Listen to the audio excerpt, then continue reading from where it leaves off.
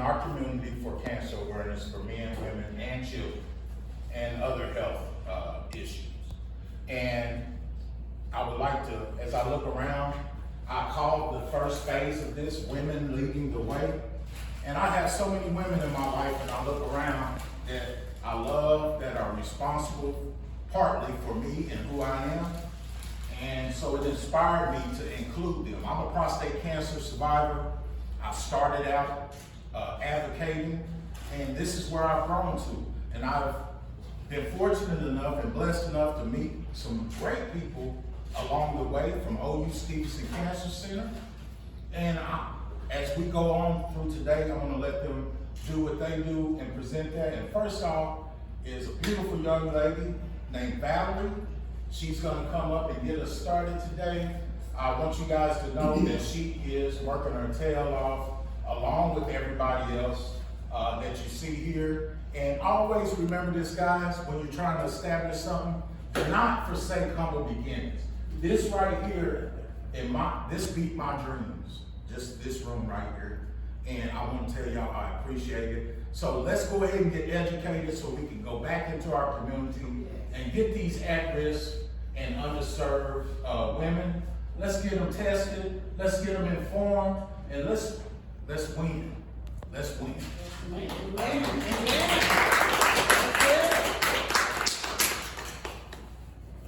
Good morning, afternoon, everyone. My name is Valerie Moise. I am Community Outreach Liaison with OU Stevenson Cancer Center.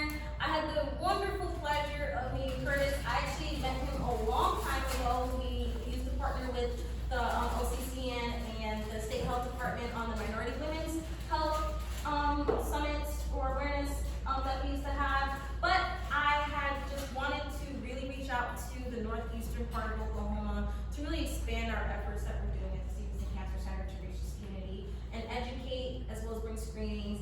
And Curtis was just so welcoming and so headstrong with wanting to bring some cancer awareness to this side of the community. I can't do any of the work that I do without support from the community. And so, again, thank you so much for this.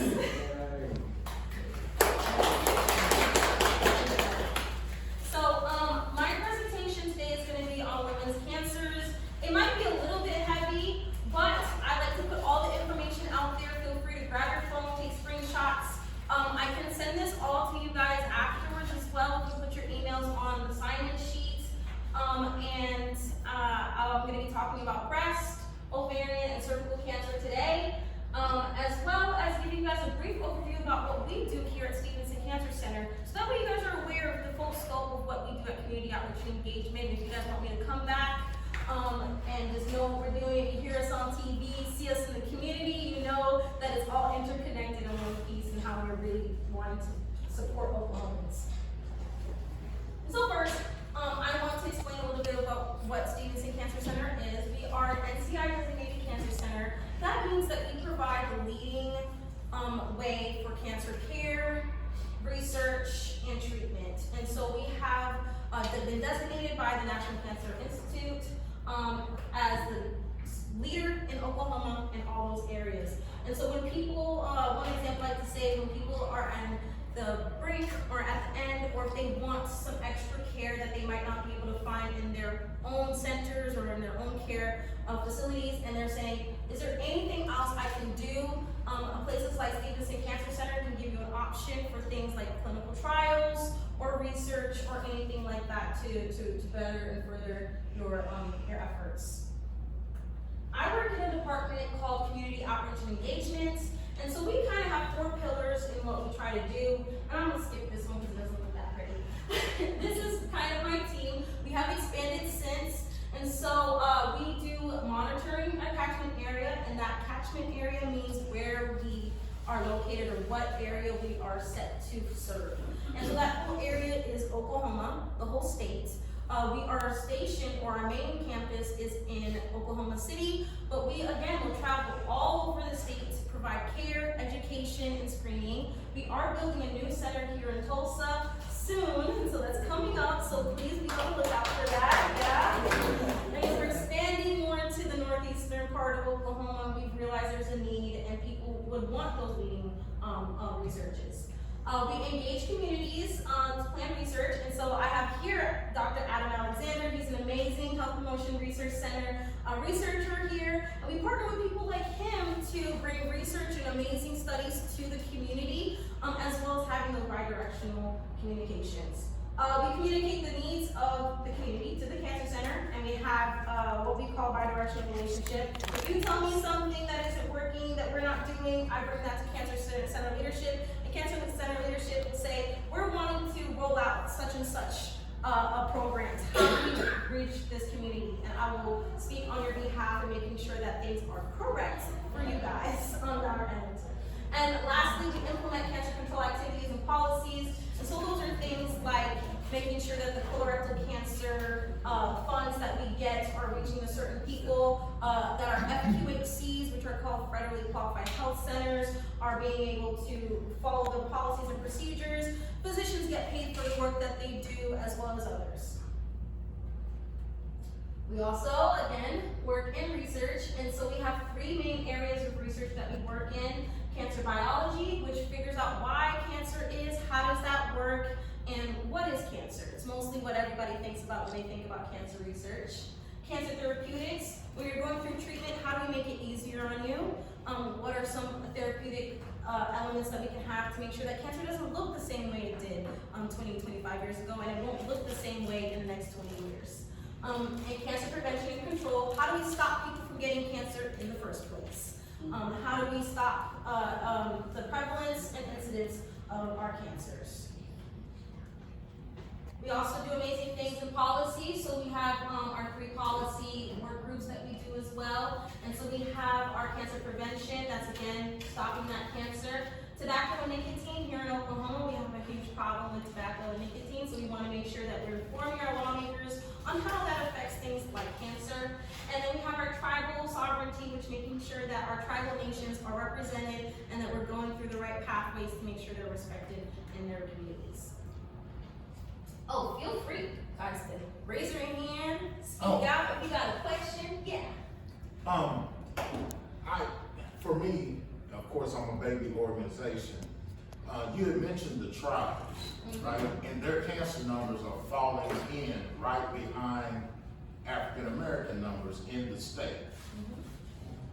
Would it be worth a research grant to find out how much the freemen who are of African American descent are impacting the tribal cancer numbers? Because if so, that's another opportunity for us to get in there and save some lives. But nobody's even thinking about that I've heard. And have you guys heard of anybody quantifying those numbers or even taking a look at that? So we've actually just launched our Native American Health Center, which is dedicated to making sure that the Native population is really looked at. And so what you're talking about is some intersectionality in their representation. You're Black, but you're also Native. And so oftentimes you can get a little bit mixed in or jumbled in with different numbers. I think that's an amazing research idea for people. Right now we're hiring a couple more physicians and researchers to research some things. And so one part that I didn't mention is we have something called our community advisory boards. And so these are boards meant to inform researchers and the Cancer Center about ideas and things that are important to the community. Again, to inform things like research. Yeah. So I'm a mental health provider in Tulsa, and one of the things that we're concerned about on the news, how does the things with the finances, how is that impacting like the policies and funding for the research? Well, I'm gonna be very transparent with you. Policies have impacted our capacity here at the Cancer Center. We're trying the best that we can to figure out these different changes. The work isn't gonna stop. It may just look a little different. It may limit what we can do. Like today, we couldn't provide food, but you guys stepped up as a community and provided it for us, and so I want to thank you guys so much for that. But it also makes the work that we do here all that more important. If we're getting kind of defunded at the federal level, it's important that we have even more and greater connection with the community. so that you know that we're willing and able to come out. We may just need a little bit more help. We're still doing all this amazing work that we're gonna do, but we are affected federally on some funding. It may change, we're seeking some different sources, some private funds that we might not have to rely on federal, and so we're always looking for that, but yeah, it has actually affected us a little bit. Then I'll just add, a lot of the debate around the funding situation pertains to the indirect costs. And so our institution, before the changes we made in NIH, was receiving every time, let's say I'm a researcher trying to get a grant, let's say it's $1 million, NIH, if they're giving us a 35% indirect cost rate, I'll get my $1 million, but the institution will also get $350,000 because of that indirect cost, high rate. Now it's being reduced to 15%, so you can see kind of how that changes a lot of things. Now, what that indirect cost funds will be used for is to support our brilliant outreach liaisons like Valerie, or supporting the food costs. And so now that that's being cut, that they're starting to reimagine what that looks like. But what we're trying to do, especially on our team, is we're going, to build community partnerships, and we're asking our community partners to say, hey, when you sign a letter of support, we're now trying to build in some of those costs associated with community engagement directly into the grant instead of it being supported through those indirect costs. So one of the examples I recently have worked with Valerie on is the co-chair position for our African American Community Advisory Board. Those positions are financially supported, and those funds are coming directly from the grant instead of being supported by our institution. So I think going forward, that's why I love the idea that you just presented, Curt, working with Freeman as a grant opportunity, because then you can build those grant costs directly into the grants. That's just a thing you should always talk about when you work in institutions. Like, always try to be like front and I want to be plugged into the direct costs of your grant activities. Otherwise, you'll be relying on those additional funds that we see now are subject to change. So That's exactly it. We just have to. So it's a matter of strategizing. Reinvent ourselves. Reinventing the way we want to do it, and go ahead and include the whole kit and caboodle in the original grant. Yes. Because the ancillary money, that's what's at risk. yeah, that's what's at risk right now. Okay. So the direct cost is good, but the indirect. Exactly. So the direct costs are, to put it simply, all the funds you use to support the idea or the grant you're trying to pursue. The indirect funds are the funds to support the institution that receives the grant. As an individual, which I'm part of OU, I never received the grant. It's my institution that receives it on my behalf. And then I get direct costs associated with completing my project, and they get the indirect costs associated with using their facilities. And so, That makes sense. yeah, that makes sense. Okay. So can we just kind of reinvent ourselves? We're doing, I think, a really good job of trying to stay steady and forward with this. And institutions like OU are so important to the community, especially our research and our cancer center, and departments like ours to make sure that we're in places that not everyone can be in. And so that was an amazing question. Yes. I'm sorry, I have one. I work at the VA in Oklahoma City. And, they have, we always have, they have little stands and stuff up there for like, whatever it may be, whatever they're trying to push. Is there a way that he can be funded in through like the VA like that? Or do you have to have a veteran or? So we've tried partnering with the VA. They have their own governance and how we can go through them. They tend to be a little bit more tight-knit with how you navigate them. We are still working out the kinks, because as an institution, let's say for example, I'm funded through the university side, although a lot of the work that I do is for the hospital side. Okay. And so the hospital and the university would both have to have contracts with the VA to do a lot of those great works. Now, each of those are all above my pay grade and understanding, but I know from talk and how we're wanting to, because veterans make up in Oklahoma a very large portion of our population, and they also make a very large portion of some of our unique cancer incidences.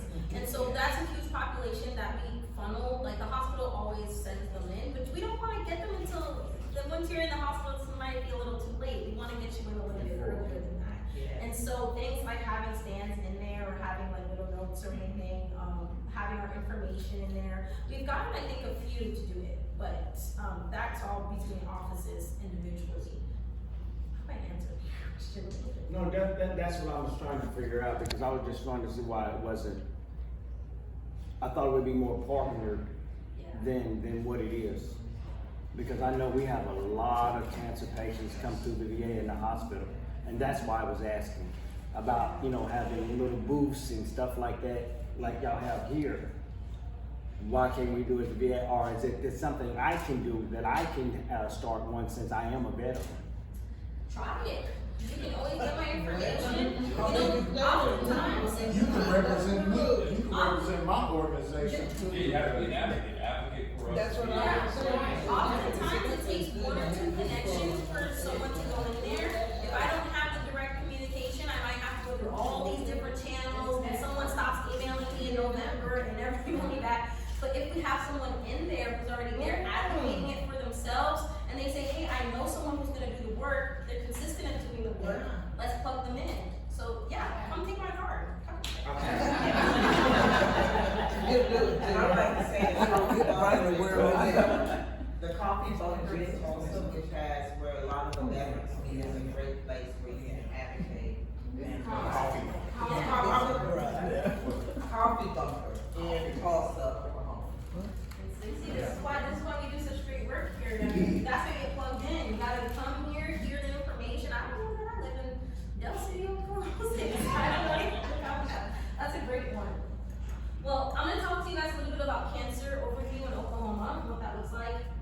So like I said earlier, we have our catchment area. You'll see us highlighted over there. I think we're in red, right? Point out if you guys know which one is Muskogee or but this kind of gives us an overview. In 2001, our cancer center was mandated by the state to cover the whole state. And so this kind of gives us a good overview on where the cancer mortality rates are in the state. As you can see, Oklahoma City is pretty okay. That's why we shouldn't really stay over there. We need to branch out and go to other places. Our biggest cancer burden is in the southeastern part of Oklahoma, and that happens to be, if you look down, correlates with where our tribal areas are, and that again is why we're trying so hard to establish a really good representation and understanding of the tribal communities, so that we can go in there and do some amazing work and navigate into care. Here's some of our cancer priorities, and I'm so sorry if you can't really see it that well on the screen, but I'm gonna highlight these 2 here in the middle, which would be the Native population and the African American population, as they tend to have the highest rates of cancer. So if you see anything in white, that's gonna be, you have a 20 to 50% higher than the corresponding all race group here for the US, and anything in red is 50% or higher. And so if you see in ours, almost every single cancer is higher, either between 20 or 50% higher than our all race categories. Oklahoma has the 4th highest mortality rate in the country for cancer. And so we really want to do some great work to try to limit that. Getting cancer is something that can be as random as anything else. But dying from cancer is a systemic issue that we need to address. And so not everyone has to die from cancer, even though you get cancer. And everybody asks, why is that? Well, there's a few factors as to why that could be. If you look here, this is our cancer risk factors, and we are bottom 15 for almost all of them, or 20 for all of them. A lot of people forego or have no health care insurance. They forego because due to cost. Routine checkups in the past year were 37. We have an extremely high rate of adult obesity, and our current cigarette smoking is still pretty high. When it comes to cancer screenings and vaccinations, we're 47th in breast cancer screening, which we've talked about, which we're going to talk about today. We're 48th in colorectal cancer screening, 45th in cervical cancer screening, 45th in lung cancer screening, and I always want to add a little asterisk for that lung cancer screening. It might be a little lower than what we're seeing here. And we're really low in our HPV vaccination uptake. And so those are we're gonna talk a little bit more on how that plays into a role for our cancer instances with women. And so all of these are our big priority as well in the Cancer Center.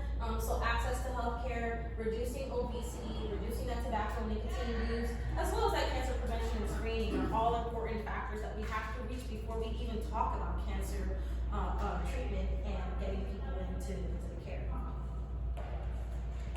For the cancer we're going to be talking about today, so first one is breast cancer. So how common is breast cancer? Breast cancer is the most common among women in the U.S. 1 in 8 women, about 13%, will develop breast cancer in their lifetime. Breast cancer is the second leading cause of death in women after lung cancer. And so amongst the gynecologic cancers and women's cancers, breast cancer is the number one. How common is it in Oklahoma? Oklahoma specific, there's 30% of all new cancer cases will be breast cancer. That's about 2,700 women in Oklahoma will be diagnosed. And so our mortality rate is above the national average, like you saw, and we're particularly higher in African American and Native populations, and we're extremely high in our rural populations. That has to do with the access to care. When you aren't able to go and seek the care until it's too late or until it's further, that's going to increase that mortality rate.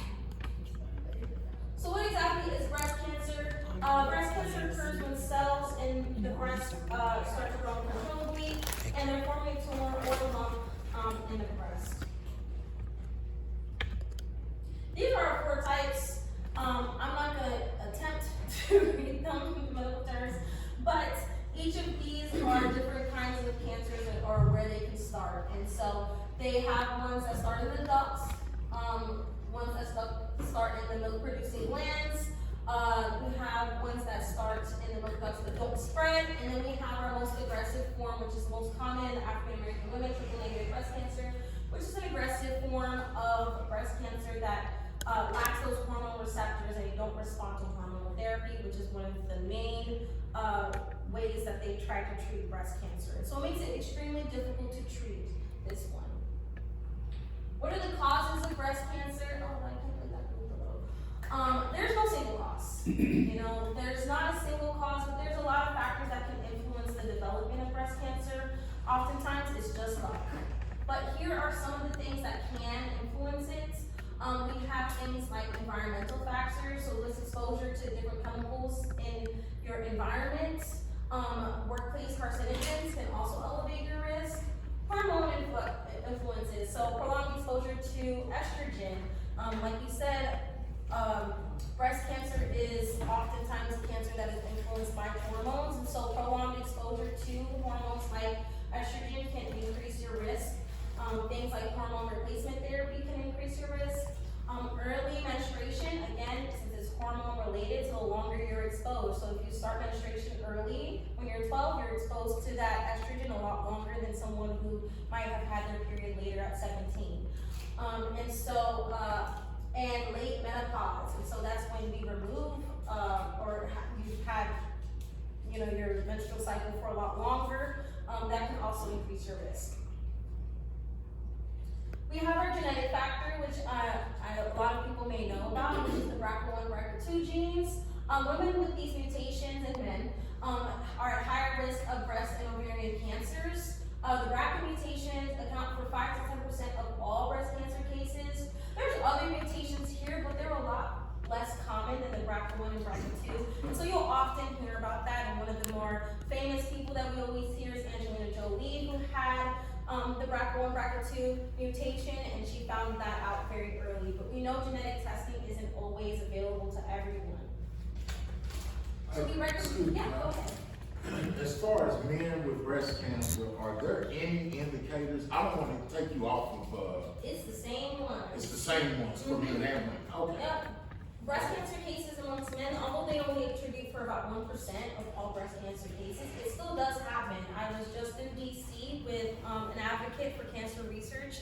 He found out that he had breast cancer at the age of like 29. Now his mother had aggressive BRCA1, BRCA2 gene, so he knew he was at risk. He just wasn't thinking of breast cancer. He was thinking of others. But he was diagnosed and he was treated, and luckily he understood and knew the symptoms, and he had a little lump. And so he said he was a skinny guy, and so it was very easy for him to see where his lumps were. But it may not be that easy for other men. As you age, men start to produce estrogen a little bit more, and so it can increase your risk for it. And so if you do have those genes, just always being aware of these symptoms all the time, and just doing some certain checks can always help to clue in if something's not right. When we talk about genetics, we recommend that women with family history of breast cancer or multiple different cancers go ahead and talk about it and have a shared decision making with your physician. And so that means just bringing it up in conversation. If they're kind of talking about it with you and they don't really need a definitive answer, bring it up again.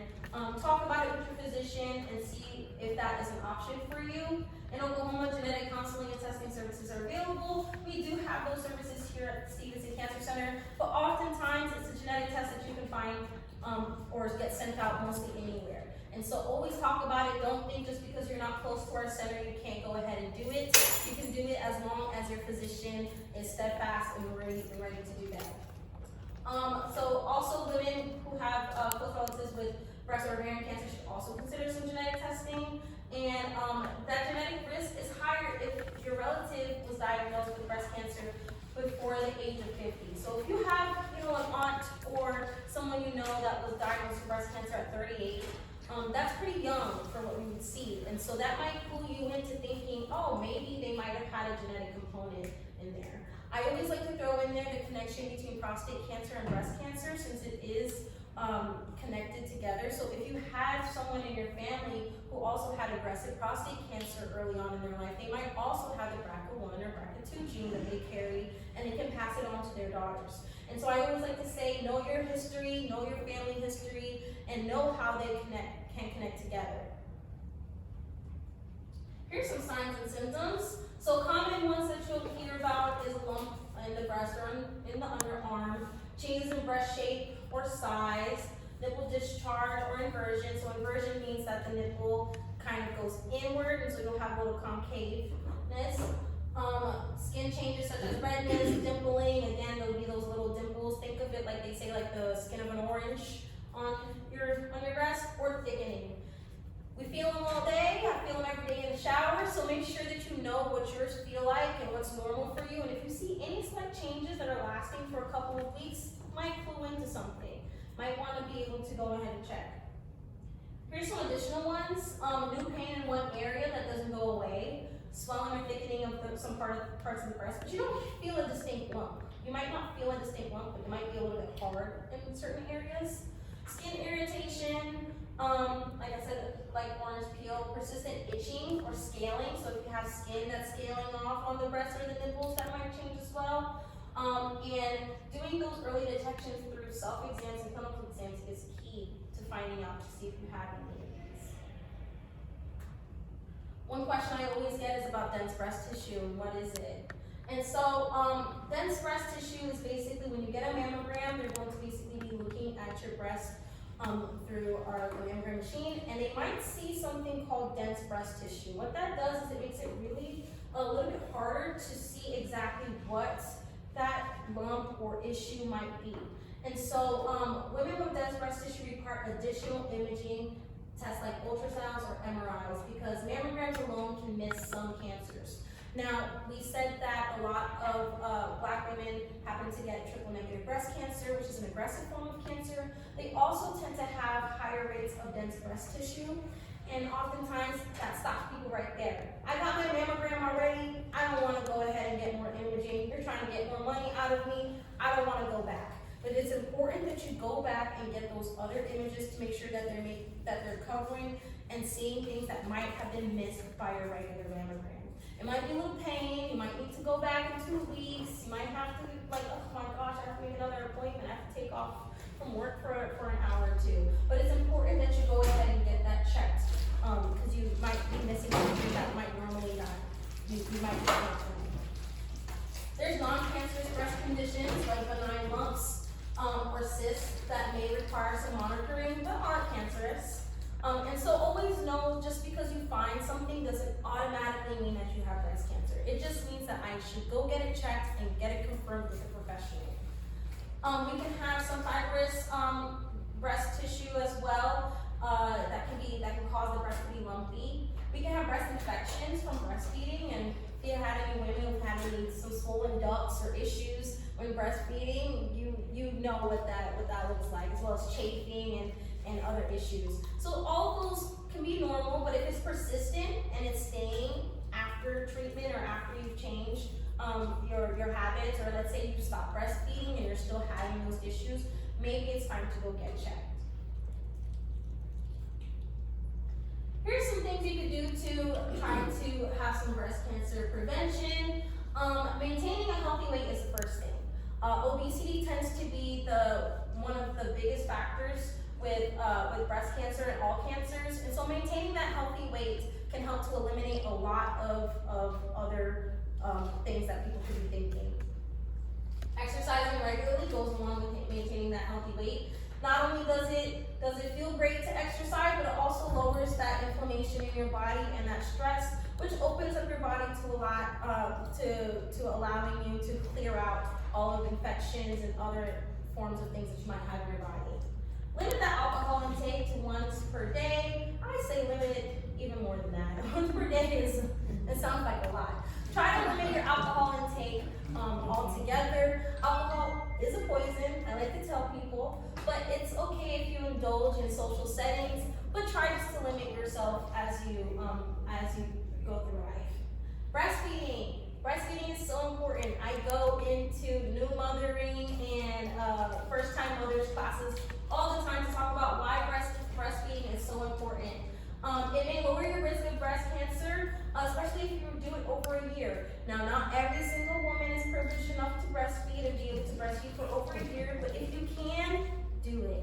Pump even if you can. Just get that milk out there. Limiting your exposure to hormonal therapies. So, if you have fibroids, or if you get a uterus removed, or if you get something removed, they might recommend some hormone replacement therapies. Make a decision with your doctor. Talk about the risk and benefits to having that hormone in and seeing if you have risk. So if you have a family risk of breast cancer, sometimes maybe having hormone replacement might not be the best thing for you if you have a family history. So there's a couple things you don't buy to your doctor and your lawyer, all right? Make sure you discuss everything with them. Avoid smoking. Tobacco is linked to that increased risk. Anything in your lungs that's not air is probably going to be an issue. So always limit that, as it'll limit that inflammation around your body as well.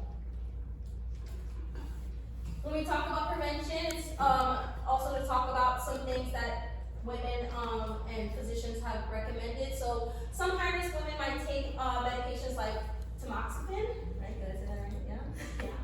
Yeah. Or undergo some preventative mastectomies. My aunt recently was diagnosed with breast cancer. She did not tell me. She was not going to tell me. I am still pissed to this day. It wasn't until I was on the phone, I was yapping with her about work, and she's like, "What are you doing?" I'm like, "Girl, I work at a cancer center." She said, "Oh, don't get pissed off at Monica, my cousin, for not telling me." And she finally told me. She went ahead. She was low in stage, so she got a preventative mastectomy. And that's something that she just decided. She's like, I could get rid of one and I could live to see my grandkids. And so she went ahead and did that from the get-go. So it's an option. Access to preventative care is essential, especially in rural communities. So a lot of women might decide to do preventative care so that they don't have to worry about further care later on. We've talked about mammograms, and so you might find that this information can change depending on insurance and who you speak to, so always speak to your physician about what is recommended for you. But women in Oklahoma without insurance may qualify for free mammograms through state programs, and today we do have someone to speak with you guys about one amazing one, Miss Kelly over there. Mammograms can detect tumors 2 to 3 years before they're even felt. And so again, if you're feeling those lumps, those bumps, that you might have breast cancer way before you're even feeling those. 3D mammograms, again, are clear images for women breast tissue. We have those clinical breast exams, which is the feeling that your physician might do to make sure that there's no lumps. Those are recommended for usually women before they become screening age, just so you can get aware of what's normal, see how it's done, and clear it in case if you have a genetic predisposition that you may not know. There's a lot of people who are in foster adoption or might not have a connection with their family, who may not know their family history. So doing those clinical breast exams early on is a really helpful way to keep it in mind and keep it in check in case they are one of the few that can get it early on. Some barriers, again, that geographical limitation for access. And so if you're not close enough to a physician to do these, it's always important for you to learn how to do them yourself.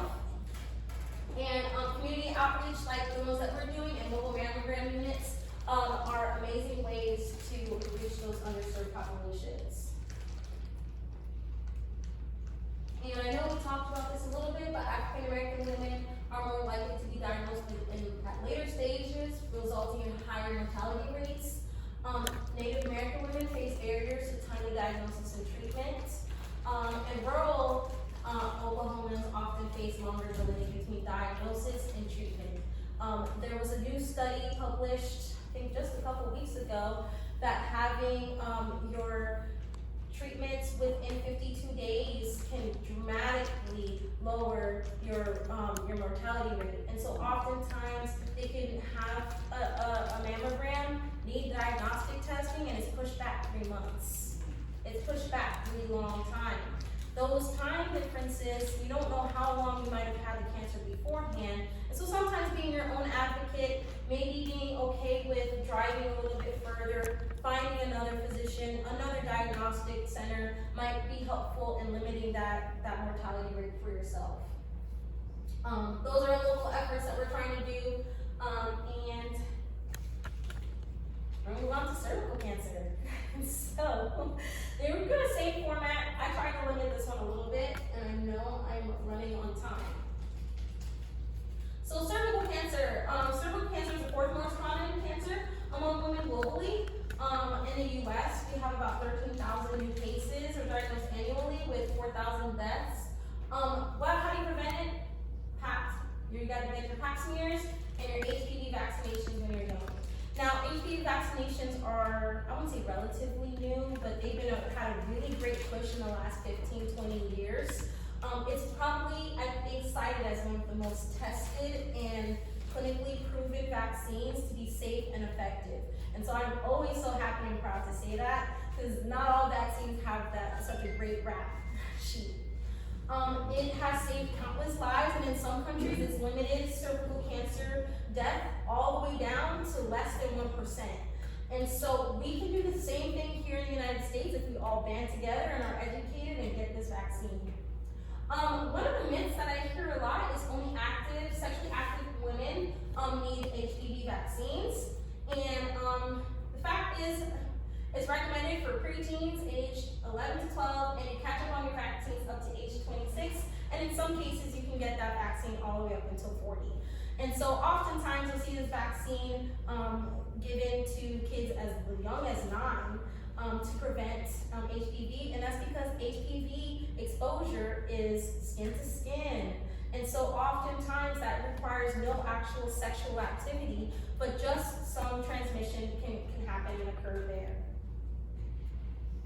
If we look at this diagram, we'll see a little age range on when cervical cancer is newly diagnosed. You're going to see in this age range 30 to around 50, 59 is usually the biggest amount of time when women are diagnosed with cervical cancer. And so that also informs when we start screening and looking for cervical cancer. In Oklahoma, cervical cancer incidences are 10.8 per 100,000, which is higher than the national average. And you guys saw that in the diagram. These numbers are just extra in here. You guys want some? Rural areas, including Muscogee County, increase higher rates of mortality due to factors like limited access to care and lower screening rates. Again, American Indian women in Oklahoma have the highest incidence and mortality rate for cervical cancer. Here we'll see cancer incidence has decreased drastically, but I do want to highlight two colors. If you look at red up at the top, and American Indians are not included in this, unlike Oklahoma's data, which we have a lot of native population here. U.S. nationally, it's very small, and so they oftentimes don't really get to have enough data.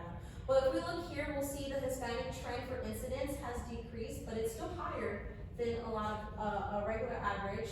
And cervical cancer mortality for African Americans has stayed steadily high for a really long time. And so one of the reasons why incidence for cervical cancer for Hispanic community can be a lot higher is because that population in general is younger. Oftentimes they're either immigrating in, or they're having kids here who have not reached or have not been here long enough to be old or have a large presence in our older population. So we're gonna see that incidence really high. Unlike the African American community who has been here for centuries, or we have had a mortality rate who has stayed pretty high, and that has to do with late stage diagnosis and lack of HPV vaccination. I know we have a huge vaccine hesitancy in our community, and so we really need to turn that around for vaccines that are so safe and life-saving like HPV, and get our kids screened. And I'm so sorry. So what is cervical cancer? Cervical cancer occurs when cells in the cervix, and so that's going to be in the lower part of the uterus, comes in where it connects to the vagina. That part of the cell starts to grow abnormally. And so we have different types of cervical cancer. We can have some that are arising the thin flat lining of the inner or outer part of the cervix. So that's going to be right where they're looking when they do a pap smear. We have ones that develop more on the inner lining of the cervix, and so those can be a little bit harder. And if you've ever done a pap smear, they'll sometimes stick a little bit inside so that they can grab some of those cells as well to look. And then we have rare types that include a mixture of both and some more rare forms of cervical cancer as well. Causes of cervical cancer, the main cause so far that they've developed is HPV. And so virtually all cervical cancers can be caused by persistent infection with a high risk HPV types. So that's 2 types right now that we have that are extremely high, but there's multiple types of HPV. We have 16 and 18, which tend to be that very aggressive form that can cause cervical cancer. But HPV, 99% of people will get it in their lifetimes. You just don't know which strains you're gonna get. You might come in contact with 1, 2, 4, 6, 8, 19, all at once. And you never know which ones you're gonna get. And so that's why it's important to get yourself vaccinated against these specific strains that cause cervical cancer, as well as our sexually transmitted infections as well, which we call genital warts. Smoking, tobacco increases the risk of cervical cancer because smoking tobacco lowers your immune system, which can have a great way for HPV to thrive in the body. And so that, again, that prolonged or persistent infection it tends to be the issue. Your weakened immune system, oftentimes from smoking or drinking, conditions that suppress your immune system, such as an HIV infection, can also increase your susceptibility to getting HPV, as well as other STDs and STIs. Long-term pregnancies, having multiple or full-term pregnancies may also be associated with higher risk, and that has to do with just because the body changes and trauma to the cervix, as well as the immune system changes that can happen while during pregnancy. Early sexual activity with multiple partners, again, because it tends to be sexually transmitted and touch transmitted. The more that you have, the more likeliness that you might come in contact with HPV at some point, and you just don't know which strain. Socioeconomic factors can also lead to decreased screening and vaccination rates, elevating that risk. Some signs and symptoms, cervical cancer, most of the time doesn't have any. And that's why screening is so important, because you won't know. You'll just be walking around and you won't have any idea until you might have some abnormal vaginal bleeding between periods or after sexual intercourse or after menopause. But as women, I mean, that's not too normal, you know? If you've had any irregular periods or if you have any issues, you're just like, oh, that's just one day. And it's hard sometimes to be consistent. But if it's also linked with some vaginal discharge, so that's watery, bloody, or foul smelling discharge, and you have no other issues, might clue you into something that's going on, an infection. Some pelvic pain, so that's lower pain in the abdomen, pelvic area. You might see it if you're feeling some pain right around the hip bones. That might clue you into something might be a little bit wrong there. Pain during intercourse, so discomfort or any pain around that can also cause some issues. Urinary symptoms, so frequent or urgency in your urination. So if you're feeling pain or pressure as you pee can also cause issues. That could just mean there's a lot of inflammation going on in the connective tissue that's surrounding the bladder and holding up your female reproductive system. Swelling in one or both of your legs, and so you might have pain that can cause an arterial issue or clue you in that there might be an arterial issue caused from an infection. So this is actually a very unique one. So if you have this one, think about it. You might need to go ahead and get regularly checked. And persistent tiredness that's not alleviated by rest. All of these can be very symptoms for other things as well. But if you have more than one or two of them, you might clue you in. That's why getting regularly checked for pap smear tests as well as co-testing for HPV is super important. Here's a little picture of all the different symptoms that you might have. How do you prevent it? Cervical cancer is highly preventable through the following measures: HPV vaccination. You can get it starting at 9, and you can go all the way up to age 45. They have had new studies for other HPV-led cancers like anal cancer and head and neck cancer, so that's mouth, nose, throat cancers that you might get. Getting an HPV vaccination might lower your risk of recurrence or development of tumors in those areas, and those tend to be higher in men. And so if you hadn't or didn't get checked or didn't get your HPV vaccination, it might be a good idea for you to go ahead and just talk about it with your physician if you're at risk, or if you know anyone in your family who's over the age of 26, don't just write yourself off of not getting that HPV vaccination. It might be beneficial for you. Regular screenings, like I said, can detect those precancerous changes. Safe sex practices can reduce the risk of HPV transmission.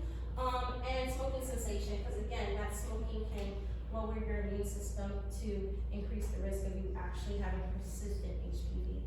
Usually the body will clear HPV in 2 years, but again, 2 years is still a persistent infection. This is the number of people who have had their cervical cancer screenings or overdue. And so in 2005, we had 14%. If you've seen 2019, that increased. And so that means less people are getting themselves checked for cervical cancer. I don't know what it is. It might just be TV's perception and media perception on getting your pap smear, that a lot of people are scared of getting them, or they kind of don't think it as necessary since they do have an HPV vaccination. And that is not the case. You still can get an abnormal pap. I am an example. I just had an abnormal pap even after being vaccinated, and I had our full vaccination rates, all of mine when I was like 12, 13, and I still had an abnormal pap this past January. And so it's still important. Don't just write it off and say, I've had my HPV shot, I'm good to go. Still go ahead and get it checked and make sure that your daughters and are still going to go ahead and check for that. Any questions? I know I'm speaking a lot. I got one. What's the guidance, like how soon should a woman that are in these at-risk categories, what's the ages of recommended screening for breast cancer in these at-risk women? Breast cancer, I think, starts at 40. And sometimes if you have risk, if you're at increased risk, they might start you earlier. Usually it's a decision making that you make with your physician. If they see that you are at higher risk and you have multiple families with high risk cancers, they might be able to call the insurance company that you early screened in, but your insurance won't generally cover it until you're 40. Ah, okay. So that's, okay. Yeah, you wait. That's why those clinical breast exams, making sure you know what your breast feels like and what it looks like, are super important. Doing things like breastfeeding early are important. For cervical cancer, they recommend that after your, either a year or two after your first sexual contact, you should go ahead and get checked, or they start it at the age of 21. Some doctors just go ahead and start you just early. I recommend that you start taking your girls to your gynecologist right when they start puberty, just so they can get familiar with their gynecologist. They're not scared. They can explain to them things about puberty, changes in their reproductive system, and then when it's time for the pap smear, they'll also understand what it's for, why it's happening. I hate the fact that a lot of times women's first visit at the gynecologist is for their pap smear or for their check. It's super important that we get them in a little bit earlier, discuss those things so that it's not so scary to have it done. I think what you said is really crucial about advocacy is so important. Like advocating, like listening, you know, a lot of times as someone that's been in, you know, been to the doctor many times, just advocating for yourself. Something, if there's a test that you know, I lost my mother she was 44 when she died of breast cancer. So just advocating, I remember having that conversation with my doctor when I was 35. She said that I need to have the mammogram or whatever. And so that was something just advocating, and insurance back then was a lot harder to get that approved. So yeah, just advocating, and if they don't listen to you, you might need to find a doctor that will listen. I would say it's good to fire your doctor. If they don't listen to you, there's a lot more that will. Call that number on the back of your insurance card, get onto one, and for the new people who got apps, go on there and search up a new one. I just sprained my ankle, a doctor wouldn't, they said they're gonna see me in, what was it, May 14th? I said, by that point, call another one. So fire your doctors and find one that will listen to you and will be willing to take you seriously. And there are doctors out there that will fit you. And you know, as a mental health professional, you know that not every single physician, not every single person fits you in, you know, fits with you. So you gotta find one that works for you the best. We're gonna talk about ovarian cancer. This is one that's talked less about because there's no regular screening for ovarian cancer. So unlike the last two that I talked about that have a screening for it, this one you're really gonna have to clue in onto what are the symptoms in your body and knowing what your risk is. So ovarian cancer ranks as the 5th leading, so the last one, cervical, was 4th. It's 5th leading cause of cancer death among women in the United States. Approximately 22,000 new cases are diagnosed, and about 14,000 women die from this disease every year. So the 5-year survival rate is about 50%, primarily due to late-stage diagnosis. And so this can be an issue because, again, the highest risk factor is late stage, and not knowing about it until it's too late. And so age tends to be the highest risk factor, especially after menopause, and that's because those ovaries are now changed, as well as hormonal changes really influence this cancer. Ovarian cancer always presents clear and early symptoms. Fact. Early stages often have vague symptoms, making early detection really challenging. So unlike the last graph that we saw, we'll see that these women don't get diagnosed with ovarian cancer until well into their 70s. And so this is something that you should really be cluing into, kind of more postmenopausal.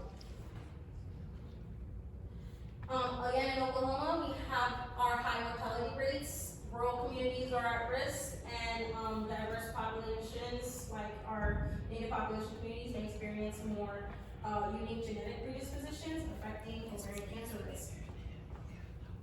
That's another one for our stats there. And so this cancer originates on the ovaries, which is part of the female reproductive system. It produces our eggs and also a lot of our hormones, and so that's why it's really tied into our hormonal phases. And so we have a few different kinds. We have epithelial ovarian cancer, which covering the surface of the actual ovaries. So this is about 90% of the cases.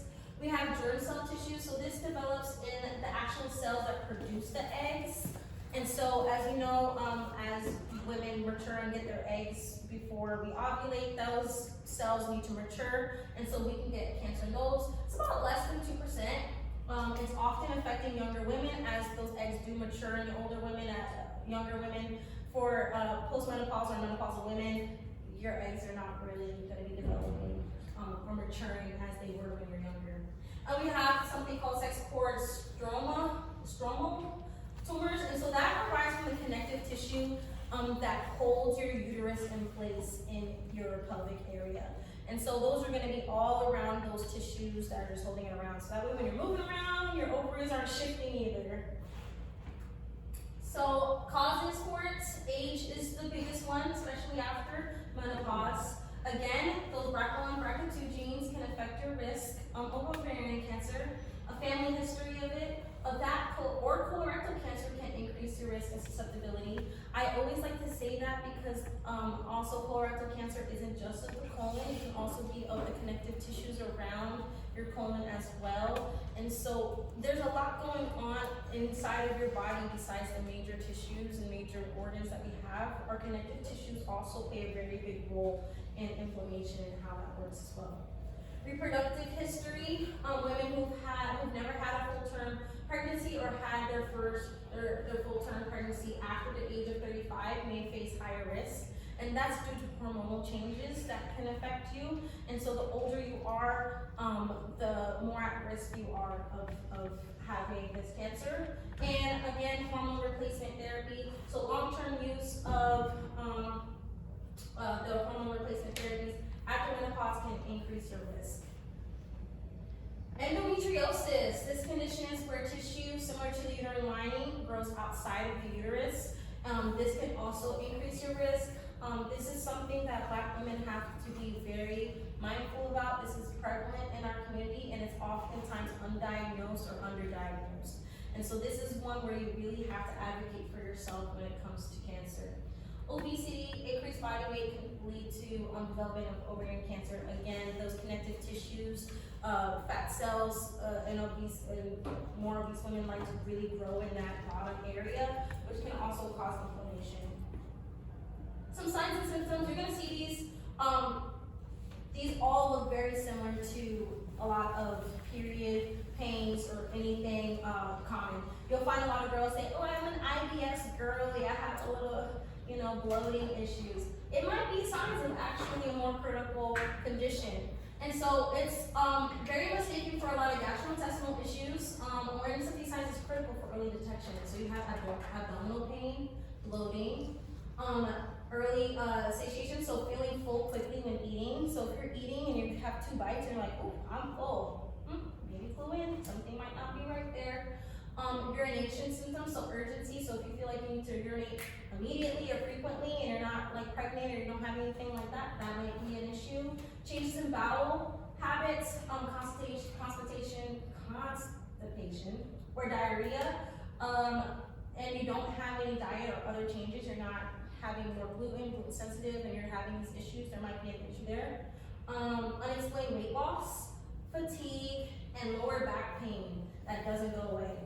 And so all of these symptoms are more likely to occur in later stages, but can appear earlier. So if you have it persistent, this might clue you in that you might be having an ovarian issue. Here's those symptoms kind of played out to you guys in the picture.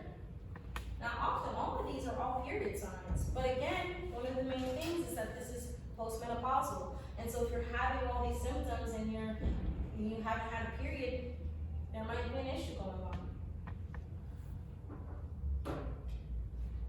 While preventing ovarian cancer is no guarantee, as there's no screening for this cancer, there's some things that you can do to reduce your risk.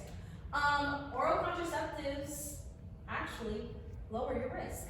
And so long-term use, 5 more years or more, of birth control can lower your risk by 50%, and that's because sometimes things like IUDs can lower your estrogen, and since this is a hormone dominant cancer, it can also lower your risk of getting ovarian cancer.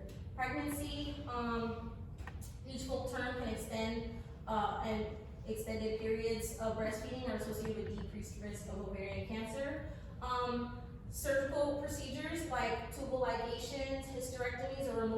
ovaries or fallopian tubes can also lower your risk. Since they're not there, they can't cause cancer. It's kind of like the same thing like preventative vasectomies, as well as genetic counseling for those family risk factors of BRCA1 and BRCA2.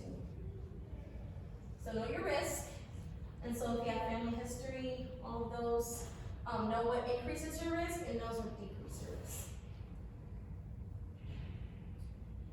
Here are some supportive things in our community that can really help you. So nationally and locally, we have Susan G. Komen, Stevenson Cancer Center, Oklahoma Project Women, who offers free mammograms and breast health services for uninsured women. Can also be great.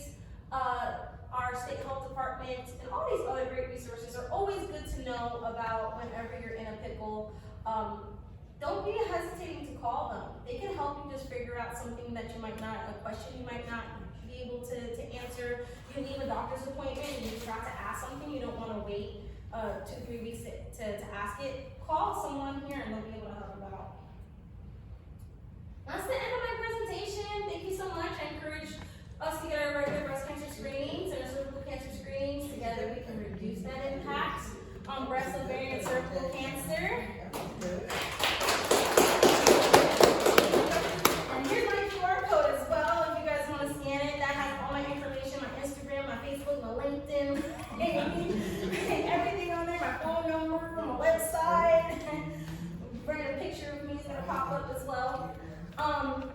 And next, we are going to have a talk with Aisha Patterson. So she is a stage 2 triple positive breast cancer survivor advocate. I met her at American Cancer Society Cancer Action Day. We had a great day advocating for some genetic testing. And she's going to talk about her journey and maybe answer some questions about her journey here. Thank you so much for coming.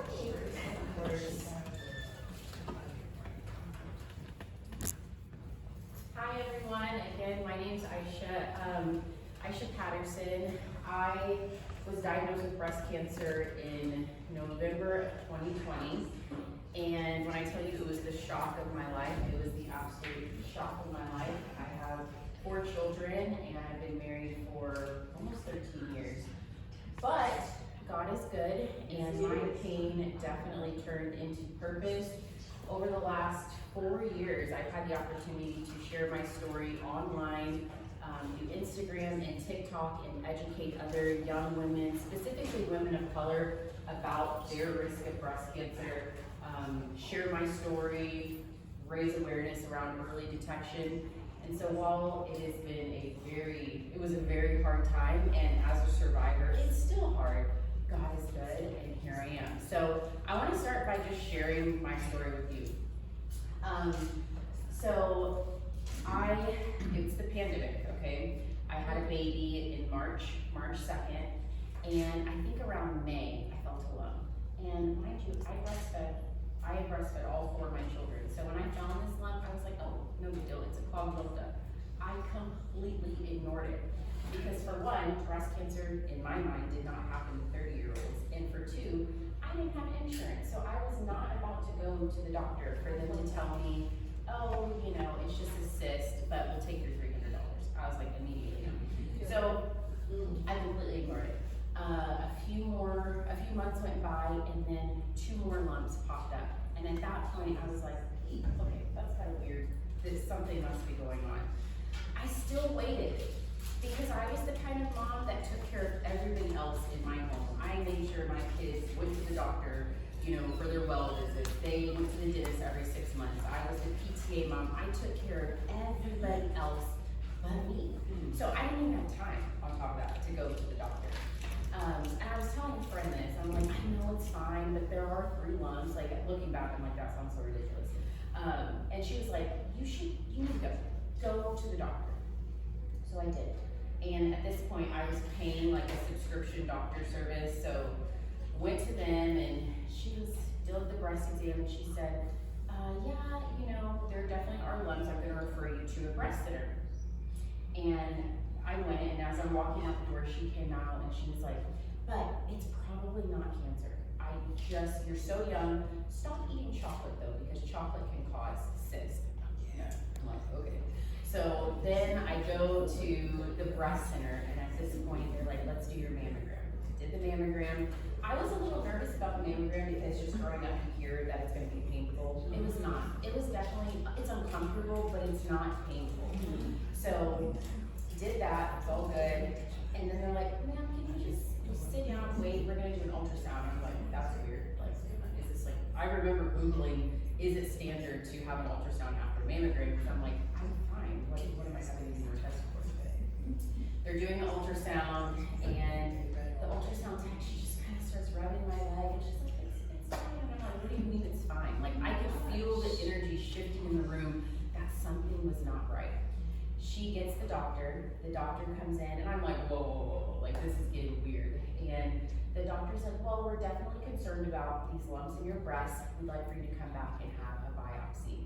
Mind you, I still don't have insurance. So in my mind, dollar signs. I'm just like, who's paying for this? How am I have 4 kids at home. So I have the biopsy, and that wait for getting the results was one of the hardest times in my life because I'm just so anxious. I'm looking at Google, like, what does malignant mean? Like, I had no reference to cancer at all. So I have the biopsy. This was my first opportunity to advocate for myself in a medical setting. I asked them, please do not call me. Don't put my results in my chart, because at this point, I actually was scared that it could be something. I said, please let me come in and talk to somebody, because I can't just be at the park with my kids and get a call and know, like, oh, you have cancer, and now I'm crying on the floor. Like, I need to know face to face what this is. So I advocated for myself and asked. My husband and I, we went in for that appointment, and the lovely lady, she looked at me and she said, the lumps in your breast are positive for cancer. And my mind was still so stuck on the fact that 30-year-olds don't get breast cancer that when she said it was positive, I thought that was a good thing, and I got excited. I was like, thank you. Oh my God. And I immediately, my life changed just like that, and my husband's. I'm crying. She's telling me all this stuff about, you know, stages and different kinds of cancer and what treatment might look like. And I hear nothing. I don't know what she's saying at this point, because I have cancer and I'm 30 years old. So that began my cancer journey. I went through 6 rounds of aggressive chemotherapy, and mind you, we're in the middle of a pandemic, so I can bring one person with me. I had to take my children out of school because if they got sick, I could get very sick from being on chemotherapy. My husband owned a business at the time. He had to stop going into work so that he could take care of our children, homeschool them, and he had to take care of me. So 6 rounds of chemotherapy, then I had a double mastectomy and with immediate reconstruction, and then 33 rounds of radiation. As a 30-year-old with 4 children, I didn't have any support. There was nobody saying, hey, you're 30, how are you gonna raise your children as you're sick? There was nobody saying, this is very, very expensive, and your children aren't out of the house. There were no resources. So through my experience, as I mentioned earlier, I started sharing my story on Instagram. I started sharing it on TikTok, but most importantly, I started asking cancer organizations to educate young women on the risk of breast cancer, to teach us about self-breast awareness and early detection. And through that, I started teaching women about knowing you're normal. And this is something Val talked about a lot.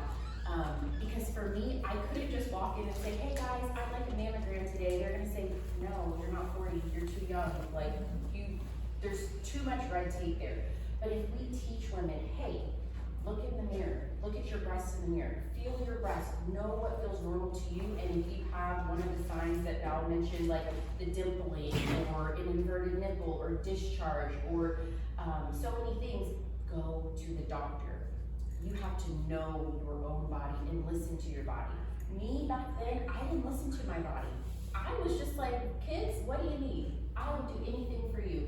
It was all about them. But had I sat for a bit and really listened to myself, maybe at that still small voice would have said, girl, go to the doctor. Go to the doctor. Thank God that my breast cancer was only stage 2. But there are so many women that wait so long because they don't think it can happen to them, and they're stage 4. And it's too late. I feel so fortunate. So because of that, it was my duty and my responsibility to share my story with other women so that they take responsibility. One of the other huge lessons and things that I learned while going through cancer treatment was advocating for myself. And I want to share all that with you all today. Advocating for ourselves at the doctor is the most important thing that we can do to get the best care that we need and deserve. I like to think of it like this. We're in the driver's seat of our health. We're just driving the car, and being in the driver's seat of our health means that we're empowered. We ask questions. We know about the conditions that we're seeing our doctor for. We exercise. We eat healthy. We do things that really make our body feel its best and be its best, okay? And then in the driver's seat, you have your doctor. The doctor, he is holding the map, all right? On that map, he's able to hold that map because he's gone to school. He's a professional, or they know what they're talking about, and they are giving their education to say, hey, make this left. Based on everything you're telling me, make this left, okay? And for the most part, we should absolutely listen to them, all right? Now, there are some times where that doctor, they might put their feet on your dashboard. Like if somebody did that, you'd be like, oh, that's really gross. It's a little disrespectful, like, all right? They may do things that you don't agree with, or it makes you feel some type of way. Maybe they treat you like a number. They don't, listen to your concerns. Whatever it may be, if you feel like it's time to get a new doctor, you can kindly say, this is your stop. You can go now, and let a new doctor into that front seat. There are other times where you have a doctor in the passenger seat, and you're going through something like cancer or a big life-altering surgery. Get somebody else in the very back seat, another doctor, for a second opinion, okay? If y'all know, backseat drivers, they're gonna say, yeah, I actually agree with those directions. Keep going the way he's saying. Or they might say, no, I would take this turn instead. And you're gonna have to really say, which advice am I going to take? And make that decision for yourself, because again, you're in the driver's seat, so you get to steer the vehicle one way or another. And as the driver's seat, ask questions. I feel like that's one of the best ways that we show our doctor, I know, I'm informed, okay? I'm not just doing whatever you say, hey, where are we going? Why are we going that way? Well, I found this very credible study or information about my condition. Are you sure? And that's okay. If you need help advocating for yourself, or feel like shaky with it, my best advice, ask for a warm blanket. It's one of the best ways that you could practice advocating for yourself. If you're in the hospital, can I have a warm blanket? And that's just exercising that I can use my voice. Yes, can I have 2 actually, please? I'm always like, I like 3 warm blankets. It's freezing here. So practice it, use your voice, and it is going to help you get the best care and the best outcomes when you are an informed and empowered patient. Know your normal, advocate for yourself, and put yourself first. Like we should listen and trust ourselves. And again, because I was that mom, I'm still sometimes that mom, I'm not gonna lie. But I'm a lot better now that I've gone through these experiences, that I listen to my body. If something's not right, I'm calling. I'm figuring it out because I'm in the driver's seat of my health. Thank you guys so much. One of the most important parts that I have found to be so helpful is the fact that she told somebody. Oftentimes, you'll have people like to go through their health journeys by themselves. They want to be a little bit more private about it. They want to, make their own decisions. But hadn't you told your friend who urged you a little bit and said, maybe you should go ahead and get checked. And so one of the best things that you can do is speak about your health just as much as you speak about your weekend. Speak about what's going on in your life just as much as you speak about anything else. I did want to invite, I could just appreciate when she said the word advocacy, to advocate for yourself. I mean, you can't stress that enough, that advocacy. Advocate for yourself. So many times, I think that's what happened. We don't be advocates and we think that we're alone. And we start to think that, and we start to live and dwell within ourselves, which can inhibit what? Our healing. But when you're an advocate, I love that. I'm gonna borrow that if that's okay. Okay. I'm gonna use that. I'm gonna use it. I don't get enough. I'll give you credit for it, but I am gonna use it. Okay? It struck me when she was saying, ask questions. You know, ask the questions, inform yourself. And I think a lot of what is happening today is informing people so that they can be better advocates for themselves. Yes. Because they have information and they can ask the question, which is her, you know, asking questions, you know, at what age, because, I mean, I've learned a lot. I didn't know that after you stop having your cycles, that, you know, you could still have, you know, some of these things going on with your body. I mean, the ages and how things can go awry earlier. Because I know a young woman that's going through some things now, just 31, and some of what she says is happening to her. I'm thinking, she better get checked for this, you know, some possibility, God forbid, but I'm simply saying, you can't advocate unless you have some knowledge of what's happening.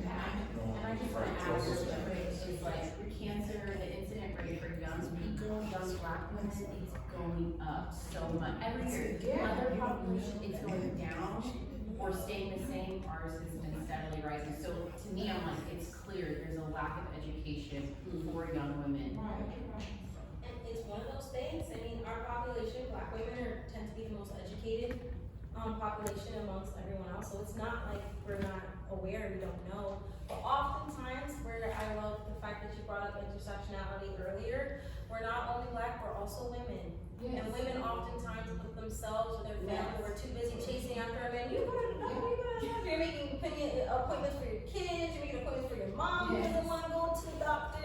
You're looking at your grandma like, man, you haven't been to the doctor. You forget yourself. And that was part of your journey. You lost, you know, you're like, I'm worried about all these new lives I'm cultivating and growing. You forget about your own. And so that's where we need to make sure that we're recognizing our intersectionality and we embrace it, but also we use that as a trigger to go ahead and take the extra mile to take care of ourselves. Part of taking that extra care, and like you said, you didn't have insurance at 30. I was forced into it. If I didn't work in this field, I hit 26, I looked at the amount, and I said absolutely not. I didn't have insurance for 6 months, 7 months, and then my mom was like, Val, get on insurance, and she like yelled at me. She said, it's gonna take 100% of your check. I'm like, man, and I did it. Do I use it?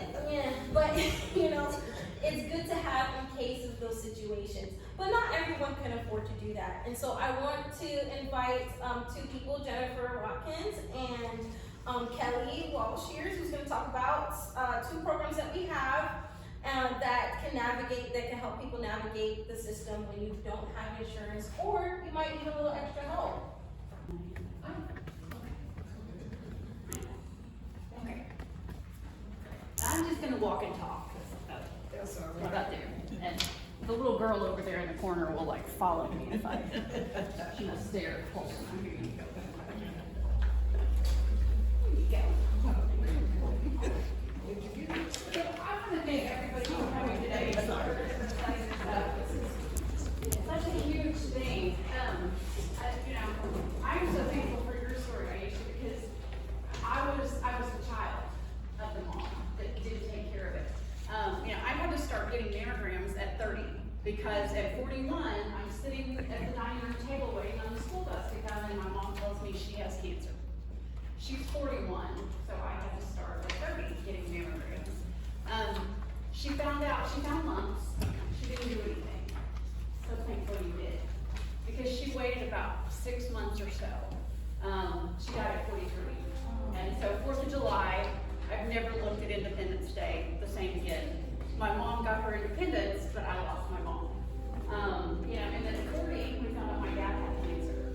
I lost my dad, and suddenly it's a 13-year-old girl again trying to figure figure out, it's hard to be an orphan when you're 40, but you still are. And it made me very passionate for this work. I started working in cancer right after college. I worked for the American Cancer Society. I went to the National Cancer Institute. I worked for MD Anderson. I bounced around a lot, but my passion is no child will ever have to look at their parents and say goodbye. And that's why we do this. This is why we advocate, we get the word out. So I want to talk, I'm not the take charge expert that you, I can talk about cancer, but I'm just here to really quickly talk about the program that we have at the state, and it is called Take Charge. It is a breast and cervical screening cancer program focused on women who do not have insurance. And then at the end, I'm gonna let Kelly come up too and talk about the program that she has through Project Woman. But, you know, it's some great things. There are women out there who do not have insurance, and it's terrifying. You know, as a mom myself, I try to figure out how I'm gonna juggle all this, and I can't imagine if that was another aspect that I have to take. And, you know, Valerie, I wanna thank you for coordinating this. I got a message this morning that a friend of mine passed away from ovarian cancer. So this is all hitting home, but it has to be real. One of the things that I'm gonna challenge each of you, before I go into the whole, here's my PowerPoint, you know, get screening. Men, get your screening. Don't forget to take care of yourself too, because you need to get the prostate screenings, you need to get the colorectal screening. I coordinate the State Comprehensive Cancer Network, and I was behind on my screenings. How can I walk and talk if I'm not doing it? I got my last screening taken care of on Monday, so I'm caught up.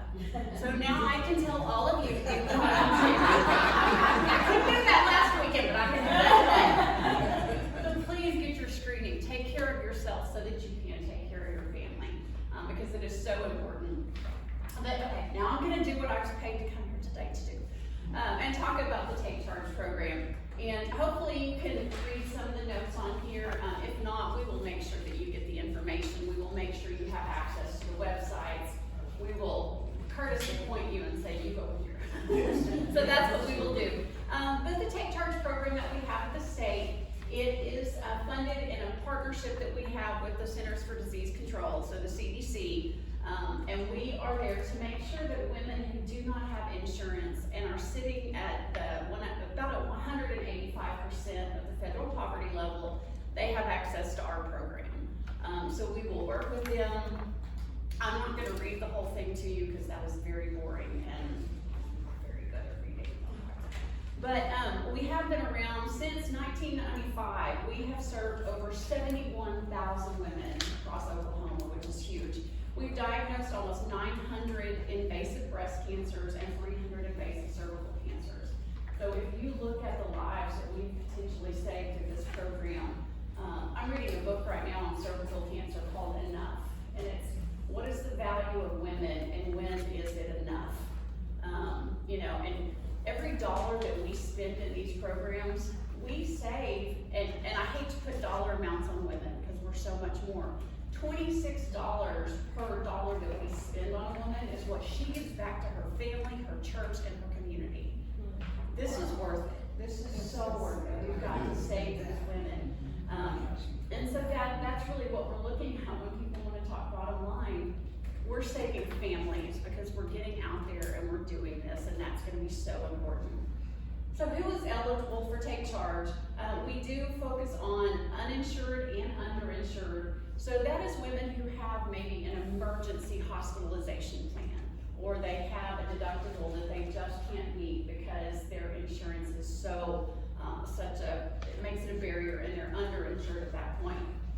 They need to be at 185% of the poverty level. And the Take Charge program that we work with, we must be the payer of last resort. So they don't have other insurance, they don't have Medicaid or Medicare, they don't have other things.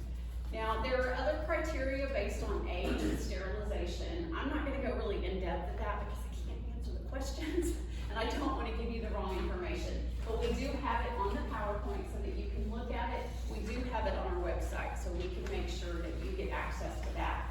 And if you go to oklahoma.gov and look up the Take Charge program, you will get all of the details that if it's hard to read in the PowerPoint that you've got in front of you.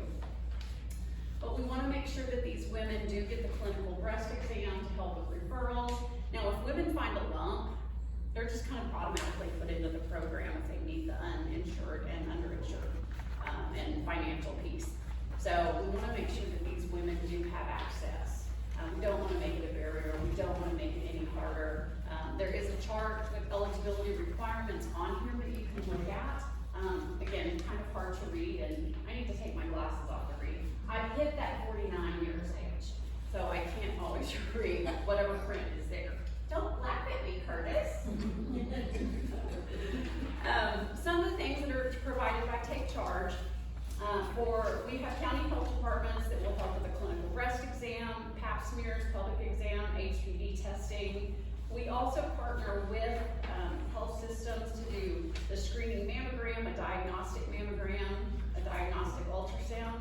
And sometimes when you're working, and I will tell you from personal experience, when you're working with insurance, that screening mammogram versus a diagnostic mammogram are going to be very different. So when you're 30, you may have to go in and say, I want a diagnostic mammogram because insurance won't cover a screening one. But I found a lump, so now we're talking diagnostic.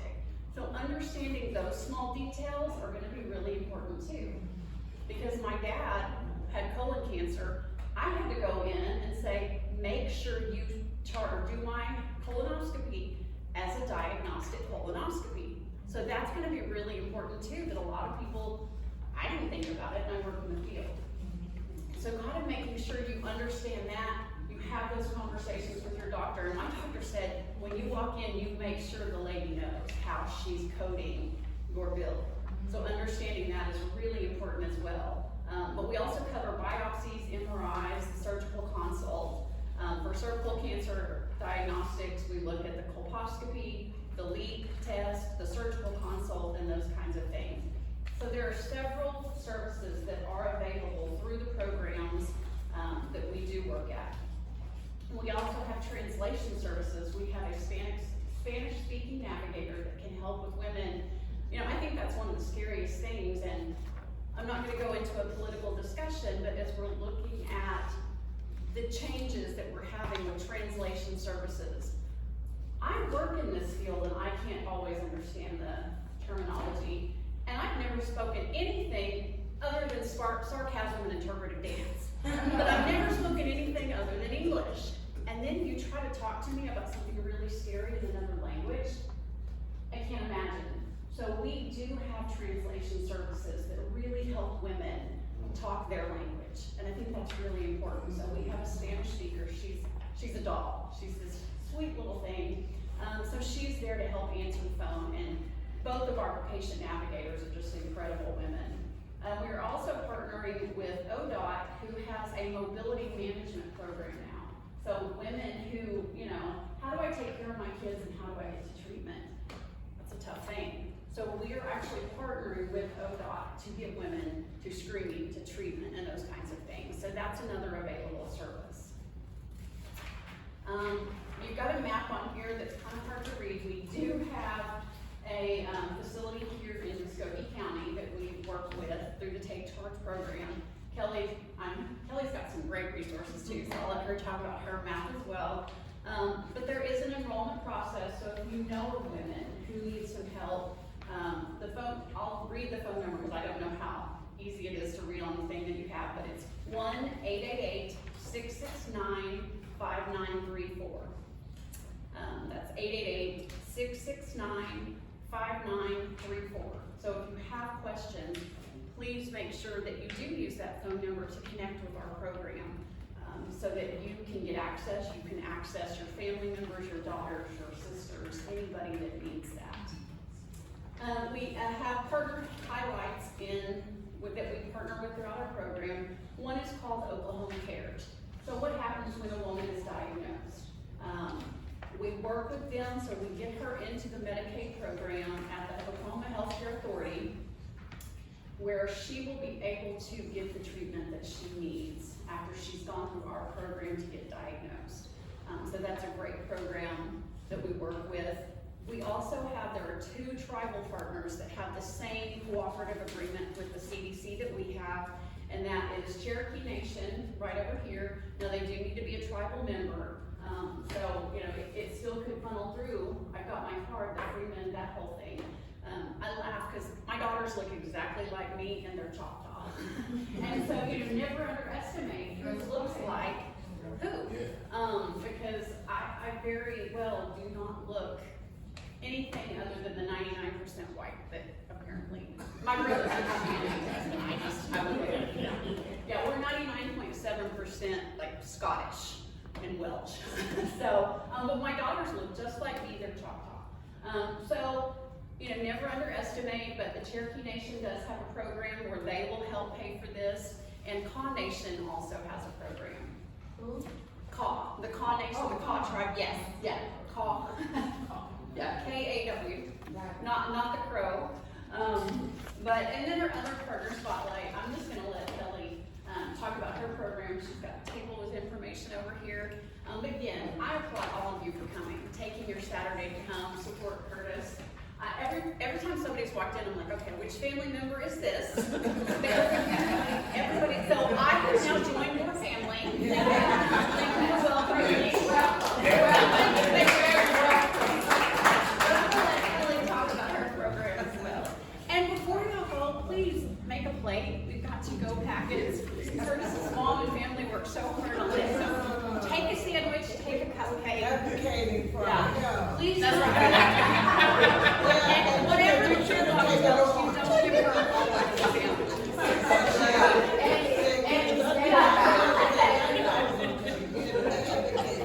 Well, thank y'all so much for having me. I'm very excited. I always love to come and be able to talk about the program that we offer. So my name is Kelly Lynch. I am one of the clinical program directors with Oklahoma Project Woman. We are a small nonprofit that's based just here in Oklahoma. We pay for uninsured Oklahomans to receive breast milk. We will pay for a mammogram all the way through a lumpectomy if needed. Our goal is to be as barrier-free for patients. We work with about 170 clinics throughout the state of Oklahoma. We also work with close to about 80 breast health centers. So anywhere in the state of Oklahoma, I can help you. We do kind of go by the same guidelines that Take Charge does. One thing is like we go by the 185% of poverty level, but you don't have to prove your income. We're not gonna make you jump through any hoops. We're not gonna make you bring us a tax form. We trust the process. And I'm sure my executive director may wanna hear or may not wanna hear, but I had a patient call me a couple weeks ago and was telling me, I was like, what's your income? She told me she was $20 over. And I said, here's what you're gonna do. When you go to the clinic and they ask you the question, here's the answer you're gonna give. Because I'm not gonna deny you over $20, because that's dumb. And so I am not, that is ridiculous. And so I'm like, here's the correct answer for this question. We also, along with Take Charge, we do not care if a patient has a social security number. That's not important to us. We just think everyone should have access to health care. And so we are not gonna make someone prove citizenship or whatever it is. Something that's really important for me is the clinics that we work with. They're kind of where we send all of our patients to. We work with multiple clinics. We work with a lot of organizations here in Muskogee. But we also, it's important for me, when we talk about advocacy is so important. But if you're a patient who doesn't have health insurance, doesn't feel like you maybe are worthy, so you're having to take some assistance, you're trying to take some help, when you're walking into a place, you already are feeling a little bit something. I only want to work with clinics that are going to treat my patients with dignity and worth. And I don't want to work with people that are going to be ugly or mean to my patients. I don't care if you have health insurance, you deserve to be treated with dignity and worth. And that is and just because you don't have health insurance does not mean you cannot advocate for yourself. For me, that's the biggest thing, is that advocating, knowing your body, knowing that this doesn't feel right. And if you don't have a provider who's not listening to you, you have the ability, you can call me and go, I did not like the way they talked to me, Kelly. I'm like, I'll get you someplace else. I'll send you somewhere else. You're gonna be taken care of. I am not gonna have someone be treated poorly because they don't have health insurance. I would love for y'all to take my information. I brought some bracelets. It's very important for me too. We have been around for over 20 years. And I meet someone every single day that has no idea that we exist.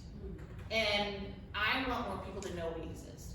So I want to come. If you're having an event, I'd love to show up. Let me come and talk. Let me share my information. If you are part of a church group, one thing that we're trying to do right now in Oklahoma City is we're starting like a Pink Sunday promotion. And so we're trying to do Pink Sundays, where we're working with Mary Mahoney to kind of do some things. And so I would love to do that. It's important. Yeah, that's kind of it. If you have any questions, I'm happy to answer. But I've got my business card. I've got bracelets. I have flyers you can take. And I got the good events. So thank y'all so much for having me. I want to say this real quick. Some of you people that's in here, I'm counting on you for us to be like, y'all seen the movie 300? Where they were fighting 300,000. But every one of those Spartan soldiers were worth 10 men. So I'm counting on the people in here to be able to take the information in whatever way you can in your everyday life, and let's multiply ourselves. So whenever we have this the next quarter, because I'm gonna come back in September and do the same thing, I want us to double. I want us to double the size and start making an impact in our community that we can see, right? So, and the way we do that is stay consistent. People don't know, they don't care what you know till they know that you care. And that's just the way we're gonna have to approach it. And for these rural counties in the state, we're making a blueprint and a template on how to attack this thing all over Oklahoma. And I just want to thank you guys for showing up and showing out. And just remember, this is a start, and it's a heck of a start.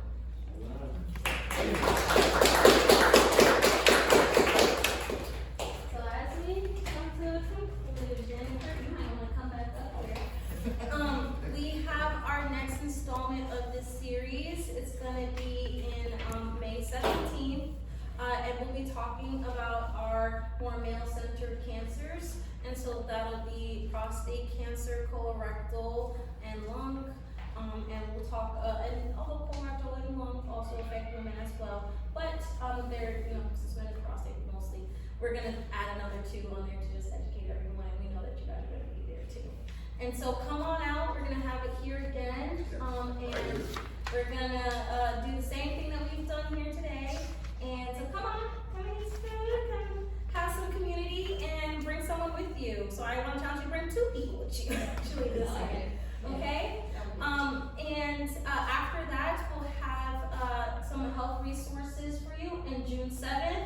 And so we're looking to get some screenings and some of the amazing things we've talked about here, bring it to the community. Have the education, get some people who are in that screening age who haven't been checked, who haven't had their screenings yet, and tell them to come here and get their services. All right, we're gonna try to provide them for free or through insurance, or just navigating you through that right there, and get you maybe signed up for some take charge programs.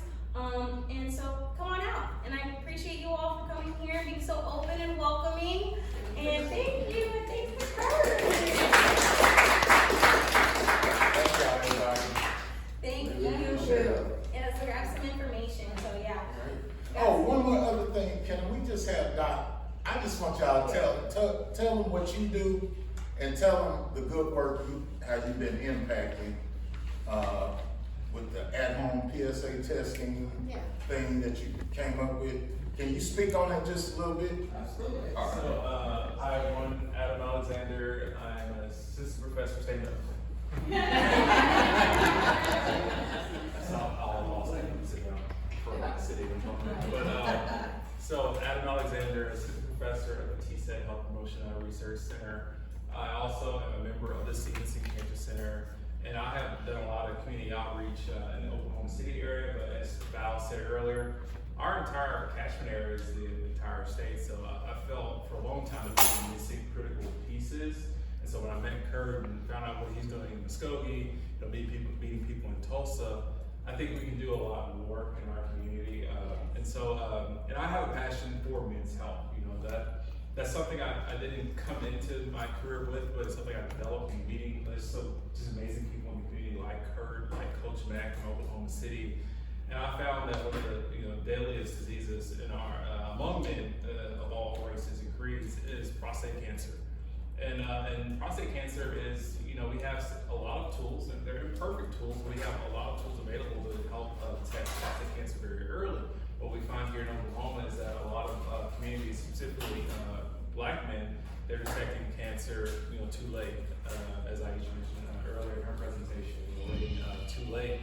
And so I've tried to work with my colleagues to really design community events and different interventions to promote awareness about prostate cancer and to facilitate the early detection. So what we do every year for the past, I think, 5 years is the Men's Health Awareness Summit. And this is primarily in Oklahoma City, but we have a dream of taking it across the entire state. And so what we do there is we invite experts from our cancer center, as well as local survivors. There's Val advertising it back there. And we get together at a community center. We change our location every year, but I think we settle on the Northeast Health and Wellness Center that's located right by the Capitol. And we get together and we have our experts talk about prostate cancer, all the treatment options, what to look for, signs and symptoms. Then we have our survivors go through their journeys, and we try to, I love having individual stories and people that share their stories, but I love when groups come together and really share their experiences. You can see what a conversation looks like among experts and among group survivors. So that's kind of the model we look at. And then what we do is we partner with our other healthcare professionals that when they feel ready, feel confident to take that next step, we offer a PSA test right outside our doors. And so we have numerous stories of men who've never taken the test before. They would do it that first time are coming to our Men's Health Awareness Summit. And let's say they have elevated scores. Well, no worries, we're gonna navigate you to care right down the street at our cancer center. So that's kind of the model we've been developing. And now that our cancer center is in Tulsa, it makes it easier to do something in Tulsa one day. So, and from that community outreach, so I'm a researcher by training, so I'm always trying to think of creative ideas. And I work at a research center where we have a great mobile health department where we build apps, smartphone apps. Everyone in here has a phone, I see it out right now. And so we developed, I think, a very creative app that combines the community-based work I do with the technological capabilities of a smartphone app, where we're actually inviting our survivors that we work with locally to do testimonial videos to actually serve as health coaches through our app, that we can navigate men who maybe are hesitant to get screened for prostate cancer to motivate them to take the PSA test. And we have the opportunity to work with, I think, a great healthcare partner who's really trying to innovate the space in terms of testing. Instead of going to clinics and going to labs to get your blood drawn, why not bring that into the home? We learned that through COVID-19, when we were actually doing the self-test at home, we were taking that swab and taking it to the local Walgreens or CVS and finding out whether or not we had COVID. Well, there's a lot of tests you can do for cancer that can be done directly in the home. And one of the ones that we're focused on is the PSA test. And so in our app, anytime a man feels confident to take the PSA test, they don't have to make an appointment with their doctor. They can click a button in the app and we'll send one directly to their home. If they have elevated scores, we then provide navigation by our partnership with the Department of Urology at the Cancer Center. Awesome. Yeah. Awesome. So one of the things we're going to be doing in our next wave of kind of testing this home-based approach for care is that we're going to be launching a website where you don't even have to go through our app. You can just click a button on the website and you can have a kit delivered directly to your home. And this study is going to be supported by the American Cancer Society. We actually unveiled our promotional video for this study at our CAB meeting, our Community Advisory Board meeting, back in May. So we're looking forward to the launch. And hopefully it'll be around the time of May 17th, but we definitely are aiming for the 2025 Men's Health Awareness Summit, which I think will be July 26th. So June conference is when? June 7th. June 7th. That's the main event. That's the big. So then I'll be at his at June. Yeah, I'm be Oh, there. that's great. So, yeah, we do have save the dates, so please feel free to grab one. We're already advertising. Val's been leading the way, but things get really crazy around June when we start doing media appearances and everything. But like I said, our goal is to bring this summit to the entire state, but there's men everywhere who need need this information and resources, so that's what I'm trying to do. Thank you. That was a very great example of researchers getting in connection with community outreach and doing it right. And so he's really leading the way on how to do it properly. You know, he comes here, he's here in person in the community, and he's showing his face around so that we guys are able to connect and understand the great research that he does. And when you see that commercial, you'll be like, I know that. Sign up, and you can tell somebody because you met the person behind the screen. And so again, thank you so much. I do have some information on your tables. I did put out a kind of just overview on what cancer screenings to get at what age. So just find your age range, go down, and those are all the screenings you should be getting for there. If it's not at your table, because it's just in there, it's around, get up and just go ahead. I also have some cancer-specific information for the African American population, but as well as all those cancers we talked about, and a few ones that are on that screening list that were a little bit elevated for our population, as well as rural, and just some goodies. So get up and have some, snacks and stuff. Got some pink ink pens over here. One thing I also just want to reiterate. Hold on, everybody.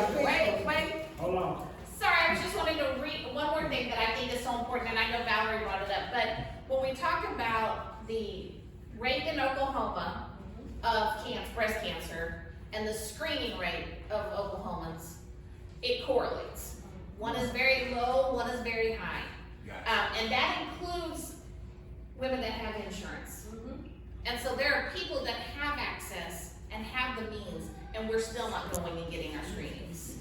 And so we've got to make it important. You have to, and to me, we tell people all the time, and I want more people that are uninsured to be able to go, but I also want people that are insured to be going and getting. And so for us, it's getting the screenings. So just make it a spa day.